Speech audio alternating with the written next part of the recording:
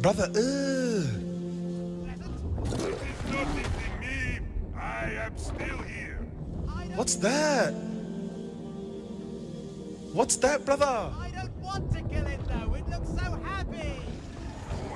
Hey guys, welcome back to the channel. We're back at it again with the Rip and Tear Bloodletter Grenade Veteran. Let's get straight into the talent points. We start off with close order drills, up to 33% toughness damage reduction depending on how many allies are in coherency, combining with Iron Will, more or less sorts us out for damage reduction. Confirmed kill, 10% toughness on elite or specialist kill, and a further 20% over 10 seconds. This does stack with Born Leader, giving a damage or a healing over time rather to your team. This is more or less how you serve as a medic with the veteran. In terms of the blitz, we're a bloodletting grenade veteran. We want as much bleed stacks. We take shredders. Pretty simple. Now I'll start with the interesting one, Serrated Blade. This isn't to start off the bleed chain. What Serrated Blade is for is to continue the bleed chain. It's to ramp and then maintain those bleed stacks. And again, combining with the large AoE of lethal proximity and grenade tinkering shredder grenade, it's just a great way to keep your largest damage source, which is bleed. Again, like I said, you start the chain with a grenade, you ramp and continue it with Serrated Blade. Now, Grenade Tinkerer, 25% damage and radius. This does stack with lethal proximities, 25% explosion radius, so you effectively get plus 50% radius on your frag shredder grenades. It gives them a 14 meter radius. Just to quickly show you,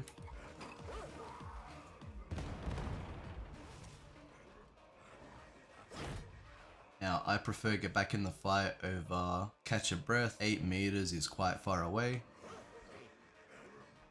As you saw, there's quite often going to be enemies within that distance. Get back in the fight will save your life. When your toughness breaks, you'll still be able to move and not get stunned on the spot by shooters. If you're in melee and your toughness breaks, that extra stamina will help to keep your block out, tank the blocks, reset your dodge efficiencies, and get out of there to reset and get back in the fight. Now in this build I prefer survivalist. I don't take fully loaded, and everything more or less has a clear purpose. The bolt pistol is to control your ranged elite and specials. The grenades are to control hordes, whether it's a mixed trash or armored horde, and the Chainaxe is to control your big things, the melee elites and specials. Now onto the ability section, I do prefer Field Improvision. Think of it more or less as an emergency button. If I do have access to an ammo crate, I'll hold onto it, I'll dump my nades. Again, in an emergency situation, I can sit it down, pick up 2, 3, 4 extra grenades, and clear space for the team, clear that horde so we can push into the next area. Twin Blast, especially in high Havoc, you're going to be throwing a ton of grenades due to the raw amount of elites and specials thrown at you. Whenever it procs, it will ramp your damage more than twofold. Bleed does more damage the more stacks it has. Again, you just throw a lot of grenades. It's a great way to start the chain or just accidentally nuke a horde and just clear space for your team. There's not really much else I'd replace it for, so in a grenade veteran build,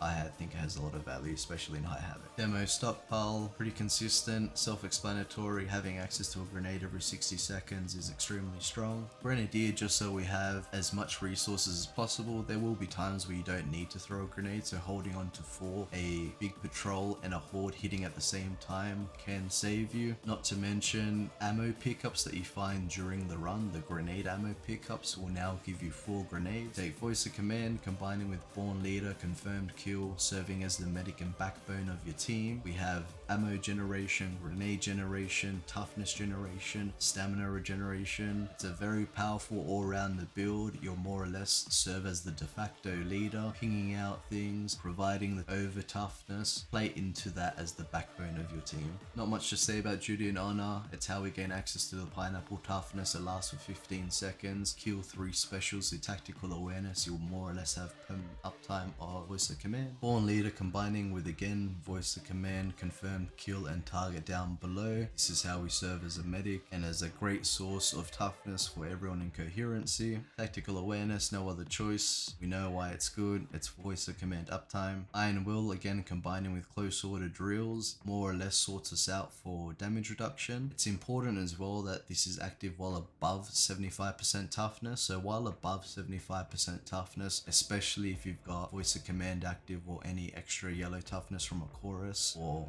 more voice of commands. Be very aggressive during that. Let yourself get chipped, not intentionally, but like get very gung-ho. You're going to get chipped naturally by being more aggressive. This will allow you to then replenish toughness with Born Leader, because it's important to note, if you're at 100% toughness and you have no toughness to replenish, Born Leader won't generate any toughness for your teammates. So that's why it's very important to play into that melee playstyle of Grenade Veteran. Demolition Team, pretty self-explanatory, especially in high Havoc. The amount of raw elites and specials thrown at you, you generate a ton of grenades with this. I prefer Bring It Down. You can change Field Improvision for Rending Strikes or Competitive Urge. Both are good. I just prefer Bring It Down combining with Focus Target. You get stacks every 2 seconds. It's an extra 20% damage on a single target that I then combine with Target Down, so then I can share up to 25% stamina and toughness to a team before Born Leader gets accounted for. And that's the talent tree sorted, and again I do want to hone in on that everything has a dedicated purpose. Bolt Pistol to control ranged elites and specials. Chainaxe is obviously to control things in melee, but it's specialized for the big elites. Into hordes, you have your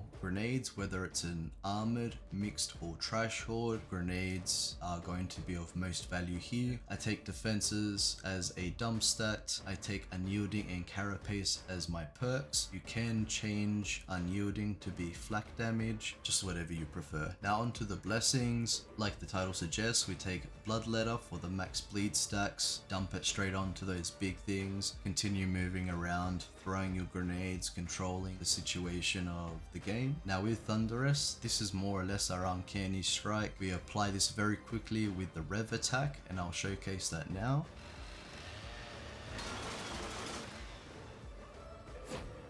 Now do note this is just standard Damnation Psychanium, but you more or less get the point. Rev heavy attack into the big things and they'll go down. Thunderous, unlike Onslaught in the veteran talent tree, applies multiple times during the Rev attack, and Onslaught unfortunately just doesn't have much synergy with the Assault Chainaxe, so I wouldn't worry about it. Another thing is that Bleed doesn't actually proc Thunderous, it's purely the 4 attacks during the Rev that's applying Thunderous. There is no synergy between Bleed and the application of Thunderous. It's after the fact that Bleed benefits from brittleness debuff on enemies. Now onto Curios, I take 3 toughness Curios. The Chainaxe has more than enough base stamina. I don't find I need to run a stamina Curio, especially when I'm combining it with Target Down. For the perks, I run a single damage resistant gunner, 3 stamina regeneration and 3 combat ability regeneration. The single damage resistant gunner is purely to max out on the damage resistant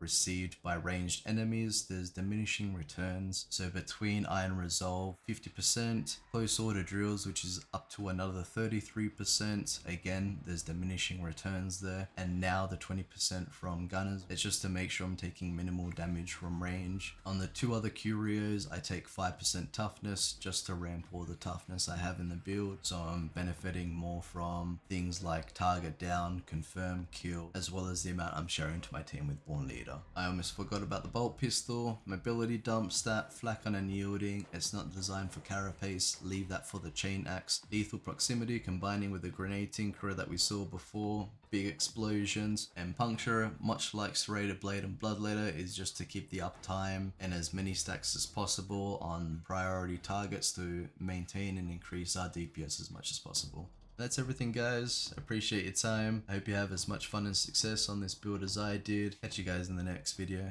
God bless. Get in, upload the data, get out, get drunk.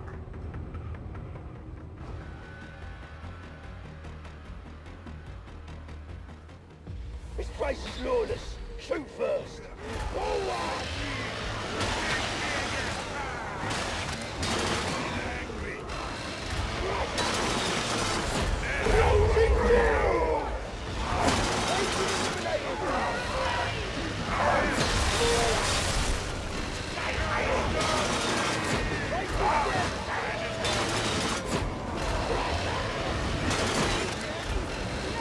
No surrender! We're unstoppable! Grenade crack!